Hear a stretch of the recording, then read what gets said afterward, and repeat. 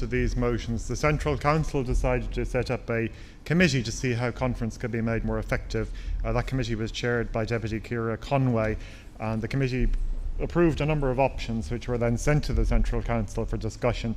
And the 4 options that were approved by the Central Council are the 4 motions that you see here before you, 85 to 88. So can I thank and acknowledge Deputy Ciara Conway's excellent work and that of her committee in discussing the matter. Now, just to briefly run through the 4, 85 is designed to give an option to branches and constituencies if they have an issue that they want to have recorded and approved by conference, but they don't necessarily want to take up time on the floor. They'll have the option to have it formally adopted and to put it down on a separate section of the agenda just to be formally adopted. It doesn't oblige them to do it, and it doesn't take away their right to have a full debate, but it just gives them another option.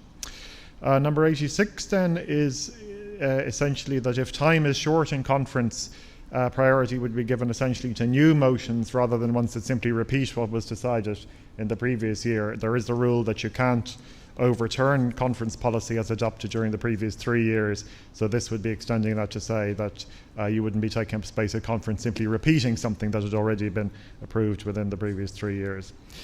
Number 87 then is essentially an option to, I suppose, spice up and give flexibility to the format of conference. And we saw yesterday with the session at 11 o'clock, the more conversational section, that there is a value and a benefit in actually experimenting with the agenda, trying new things.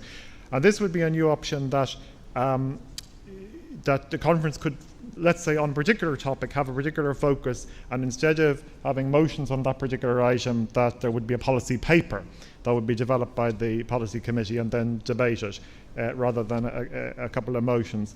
Now there would be safeguards on that. It could only happen with the consent of the Central Council, so the constituencies would have an input. But it would give flexibility, and again this option was approved by the Central Council, so I would commend that.